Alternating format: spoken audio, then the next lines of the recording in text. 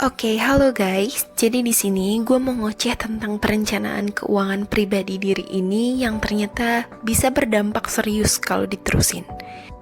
Tapi pertama-tama, apa sih perencanaan keuangan itu? Menurut Certified Financial Planner, perencanaan keuangan merupakan suatu proses untuk mencapai tujuan hidup seseorang melalui pengelolaan keuangan secara terencana. Terus dari perencanaan keuangan ini kita bisa tahu nih apa aja dampak dari keputusan keuangan yang kita ambil sekarang dalam jangka pendek maupun jangka panjang. Nah, zaman sekarang kan kita bisa tahu banyak ya informasi tentang beragam kehidupan di luar sana lewat postingan yang ada di sosial media. Sosial media sendiri bisa jadi tempat untuk setiap orang istilahnya live update tentang kehidupannya. Sesimpel kalian lagi makan apa, jalan-jalan kemana, atau main sama siapa aja nih hari itu. Sedangkan kita sebagai sesama pengguna yang kesehariannya di hari itu flat aja, biasanya nyari hiburan dari sosial media juga kan. Kita ngehabisin waktu dengan scrolling kehidupan orang lain yang ternyata kok kelihatan pada seru ya. Contohnya gue pribadi, sebagai mahasiswa rantau dari sebuah kota yang punya sedikit doang tempat hiburan, pindah ke Bandung dengan julukan kota kreatifnya menurut UNESCO, itu tuh bikin nambah-nambah FOMO. FOMO atau Fear of Missing Out yaitu perasaan cemas, takut ketinggalan sesuatu yang ada di sosial media khususnya. Udah sering banget kita dengar akhir-akhir ini. Sebab ya sosial media emang deket banget dengan masyarakat Indonesia. Apalagi kaum Gen Z kayak gue. Menurut data dari Puslitbang, Aptika IKP Kominfo pada tahun 2018, pengguna sosial media dengan rentang umur 9 hingga 19 tahun ada sekitar 93,52%. Dengan durasi screen time dari riset firma Data AI bertajuk State of Mobile 2023. Itu tuh Indonesia paling tinggi di dunia, sekitar 5,7 per hari untuk screen time. Anyway, aplikasi yang biasanya bikin FOMO banget tuh buat gue pribadi Instagram sih. Instagram tuh platform sosial media yang biasanya digunain orang untuk berbagi foto atau video yang cakep-cakep dan estetik gitu. Nah, gue tuh cinta banget sama platform ini karena ya emang konten-konten yang muncul secara estetika tuh indah dengan menambah filter-filter beningnya. Terus di Instagram juga gue punya banyak mutualan yang kebanyakan sesama mahasiswa Bandung lain. Most of them suka banget jalan-jalan explore ke beberapa tempat di Bandung atau nonton konser-konser gitu deh seperti anak-anak skena zaman sekarang. Terus sebagai manusia kan kita berusaha ya untuk beradaptasi dengan keadaan yang ada sekarang, untuk fit in society dong. Walau gue akuin beberapa caranya tuh ya emang kurang tepat. Sebagai contoh, gue manusia introvert dulunya yang gak suka banget jalan-jalan atau hangout keluar ke tempat-tempat yang banyak orang dan berisik tuh kayak ngapain. Tapi sekarang identitas gue udah berubah menjadi mahasiswa, apalagi prodi yang gue ambil sangat-sangat extrovert friendly, yaitu administrasi bisnis. Minimal dari interaksi sosial atau sosialisasi itu diharapkan bakal ketemu network yang bisa membantu keperluan gue di masa depan katanya. Jadi ya mau gak mau gue harus berubah mengikuti lifestyle mereka terhadap lingkungan yang ada sekarang. Minimal anak kelas gue tuh cukup akrab gitu sama gue. Terus lebih bagus lagi kalau kenal sama tiap-tiap orang di prodi dalam fakultas yang sama. Kalau perlu ya kenalan sama orang di luar fakultas atau luar universitas bahkan. Tapi caranya gimana dong? Ya banyak sih, berinteraksi dengan mereka, orang-orang yang ada di luar, terus ngobrol, ngajakin untuk bikin project yang sama. Tapi temen gue juga bilang, explore, main keluar tuh penting. Selain untuk healing, kita juga bisa untuk ketemu orang random yang tahu-tahu nyambung. Apalagi lu kan anak bisnis. Sampai situ pernyataan dia gak ada yang salah sih. Tapi mungkin eksekusi gue yang masih kurang tepat dalam memanage waktu explore itu sendiri. Apa yang gue lakuin akhirnya, ya gas-gas aja kalau ada yang ngajak cabut. Mak, ada konser Dewa 19 akhir November, gas yuk. Boleh. Ke Lembang yuk abis week assessment, mau nggak? Hayu. Padahal ya kadang-kadang kondisinya gue juga lagi capek untuk berinteraksi dengan orang lain. Literally social battery gue udah ngegelembung dan bentar lagi bakal meletus. Karena gue sendiri introvert kan tadinya. Cuma gue pakai sedikit bumbu. Ayolah, siapa tahu nanti seru. Dan mental people pleaser yang nggak enakan untuk nolak ajakan orang lain. Ya jadinya nggak ngaruh-ngaruh amat dan gue ikut-ikut aja. Pas nyobain experience-nya ke sana, terus balik lagi ke kosan. Gue merenungkan alasan kenapa gue mau diajak ke sana, padahal kayak gitu doang ternyata.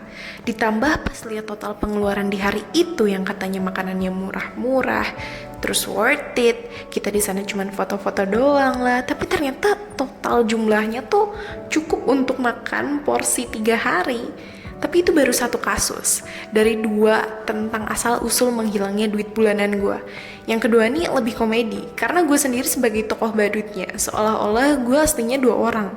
Satunya tokoh anak kecil bodoh yang suka ngerengek, gue butuh ini asli, harganya cuma segini doang, mumpung ada promo, belilah.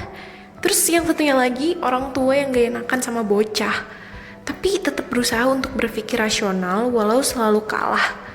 Pada akhirnya ya itu bagus sih gitu loh.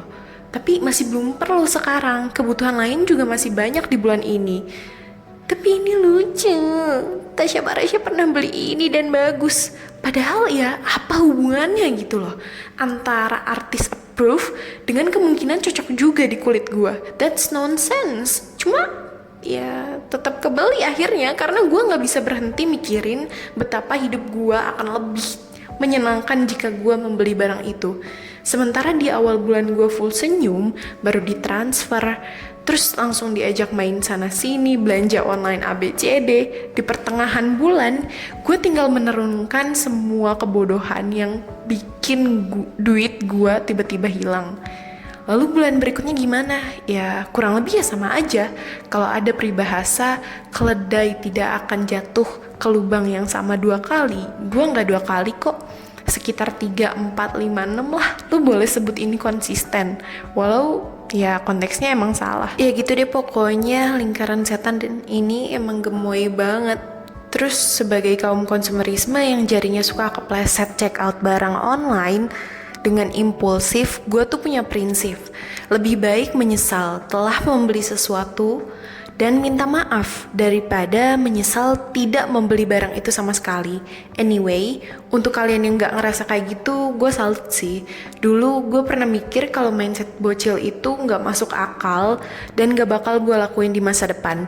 Dengan asumsi kalau semakin gue dewasa, pasti semakin gue wise untuk membelanjakan uang-uang gue. Tapi ternyata kebiasaan untuk mengelola keuangan pribadi sejak menjadi mahasiswa bikin gue kejebur dan mengadopsi mindset bocil itu tadi. Sebab ya gak ada yang ngelarang gue atau ngeberhentiin gue untuk check out kan. Lagian gampang banget kok sekarang kalau mau beli sesuatu. Inklusi keuangan di Indonesia menurut hasil survei nasional literasi dan inklusi keuangan pada tahun 2022 sekitar 85,10%.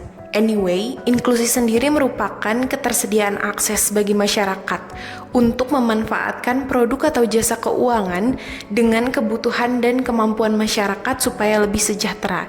Ya, cukup tinggi sih, tapi sayangnya indeks literasi jika dibandingkan dengan inklusi tadi itu cuman setengahnya doang. Jadi cuman ada sekitar 49,68% pada tahun 2022. Apa dampak yang dihasilkan dari fenomena ini? Satu sisi ada kemudahan akses untuk mengakses produk atau jasa keuangan, tapi di sisi lain kemampuan serta pengetahuan kita untuk mengambil keputusan dan pengelolaan keuangannya tuh masih tergolong minim ya. Gue bisa bilang salah satu dampaknya tuh ya tingkat hutang yang tinggi. Kalian pasti sering dengar kan tentang pay later atau pinjol. Ya kurang lebih konsepnya sama deh, kredit pinjaman. Dengan teknologi yang ada sekarang, semuanya bikin lebih cepat dan mudah. Kalian tahu nggak, kalau menurut berita dari Detik Finance, nilai outstanding atau kredit pinjaman yang beredar secara nasional mencapai 50,12 triliun rupiah per bulan Juli 2023. Dengan mayoritas penerimanya berasal dari rentang umur 19 hingga 34 tahun. Angkatan Gen Z dan milenial punya nilai utang sebesar 27,1 triliun rupiah atau sekitar 54,06% dari total nilai outstanding nasional barusan. Tapi nggak sampai situ doang, OJK juga menerapkan sistem TWP atau tingkat wan prestasi untuk memantau kredit macet nih. Dihitung dari 90 hari setelah tanggal jatuh tempo, harusnya dibayar si utang itu. Lalu, gimana untuk kaum problematik tadi, alias yang berada di rentang umur 19 hingga 34 tahun itu? Mereka tuh merupakan penyumbang sebesar 782 miliar rupiah jumlah nilai gagal bayar utangnya. Oke, you could feel FOMO. Orang lain kelihatan lebih seru kehidupannya dan banyak barang cantik yang emang pengen dibeli. Gak apa-apa kok, asal sesuai dengan kemampuan membayar lu. Kalau lebih besar pasak daripada tiang gini kan yang repot bukan cuma lu doang. And we need to stop this kind of behavior, I think. And you know what? OJK atau Otoritas Jasa Keuangan, lembaga independen yang berkaitan dengan sektor keuangan non-bank, sudah menerbitkan 10 seri literasi keuangan supaya orang-orang bisa lebih melek lagi nih dengan bagaimana sih caranya supaya kita tuh untuk bersikap biar bisa mengelola dan mengambil keputusan keuangan dengan lebih baik. However, money itself sebagai alat tukar barang atau jasa yang deket banget sama kita. Mulai dari bangun hingga tidur lagi, pasti lu butuh duit untuk memenuhi setiap kebutuhan dasar untuk keberlangsungan hidup lu dong. Contohnya aja, makanan bergizi, ada tempat tinggal, kuota internet sekarang, ada biaya transportasi, dan semacamnya. Gitu-gitu doang kan sebenarnya. Tapi ya gara-gara perkembangan pesat dari marketing, salah satunya tuh untuk membuat orang lain yang tadinya nggak tahu, terus jadi suka, jadi pengen, dan jadi butuh. Terus akhirnya kita beli deh. Itu keren banget sih. Bagus sih untuk perekonomian, tapi kalau warga-warganya beneran punya daya beli yang cukup ya sesuai dengan kemampuannya, dan kalau kayak gitu gak ada lagi tuh istilah agar silaturahmi tidak terputus, izinkan saya minjem 100. Jadi coba pikir ulang deh, sebelum spending your money, apakah ini worth it? Beneran butuh? Kalau enggak dibeli sekarang ya apa yang bakal terjadi gitu? Ada gak alternatif lain supaya lebih hemat? Terus menurut buku seri ke-9 Perencanaan Keuangan dari OJK, ada beberapa tahapan yang bisa lo lakuin untuk melaksanakan perencanaan keuangan dengan lebih baik. Yang pertama, mendefinisikan tujuan keuangan yang ingin dicapai dengan menggunakan perumusan SMART, yaitu spesifik atau jelas, measurable atau hasilnya tuh dapat diukur, attainable atau bisa dicapai, realistic atau sesuai dengan realitas yang ada, timely atau ada jangka waktu yang jelas nih. Jangan lupa juga untuk menghitung time of value-nya. Nilai di masa depannya tuh berapa dan nilai di masa sekarangnya tuh berapa. Pakai rumus VV sama dengan PV dalam kurung 1 plus R per M pangkat M kali T. Mungkin beberapa ada yang udah tahu karena udah dapat mata kuliah keuangan dari Pak Widya Telkom University. Oke, anyway, selanjutnya kalau udah menetapkan goals apa yang diinginkan di masa depan, kita lanjut ke poin 2, yaitu memeriksa kondisi keuangan saat ini. Rumus persamaan dasar akuntansinya tuh kekayaan bersih sama dengan total aset dikurangi total hutang. Nextnya ada rasio kesehatan keuangan sebagai indikator untuk mengevaluasi kondisi keuangan kita saat ini. Di dalam buku ini tuh ada beberapa tolak ukur dan rumus yang bisa dipakai. Mulai dari rasio likuiditas, rasio lancar, rasio tabungan, rasio hutang, rasio penghasilan hutang, rasio solvensi, dan rasio investasi. Terus yang ketiga juga ada mengumpulkan informasi data yang relevan. Gimana caranya supaya income lu tuh bisa lebih banyak dengan effort yang seminim-minimnya? Jawabannya of course, investasi. Ada banyak banget jenis investasi, mulai dari saham, obligasi, reksadana, forex, real estate, dan sebagainya. Kita bisa tahu banyak tentang jenis-jenis investasi yang sesuai dengan yang pertama ada profil resiko kita. Segimana sih kita bisa toleransi dengan resiko keuangan? Karena high risk, high return kan, and vice versa. Terus juga profil kepribadian kita atau gambaran kita sebagai individu dalam bereaksi untuk mengelola keuangan. Dan yang terakhir ada profil instrumen investasi yang berisi jenis-jenis instrumen investasi yang dipilih oleh individu karena tujuan dan kebutuhannya juga kan beda-beda ya per orang. Jadi ya udah tuh, tinggal membuat rencana keuangannya nanti ke depannya mau ngapain aja, and gimana caranya you might achieve those goals. Kalau masih stuck ya coba pikirin ulang karena dunia itu berputar. Terus ya kita tinggal melaksanakan rencana keuangan tersebut itu kayak gimana, dipikirin lagi harus ngapain aja. Emang walaupun awalnya ya probably bakal struggle dulu menyesuaikan antara kebiasaan buruk yang bikin lu miskin dengan patokan yang memaksa lu untuk tolong bisa sabar gak, ayo kita bisa gitu, karena no pain no gain kan. Terus gue juga pernah dengar tentang paradoks disiplin kalau gak salah dari Raditya Dika.